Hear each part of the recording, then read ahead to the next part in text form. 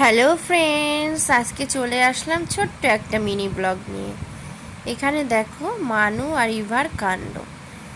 মানু ছবি আঁকতে ব্যস্ত আর মানুর বোন ইভা দুষ্টুমি করতে ব্যস্ত। সে এখন খাবে না, একটু দিদির কোলে যাবে, দিদির সাথে খেলা করবে।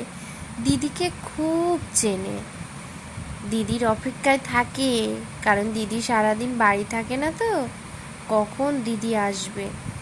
এত ছোট বয়সে ও দিদিকে খুব ভালোবাসে, তাই দেখো এখন দিদির সাথেই ব্যস্ত।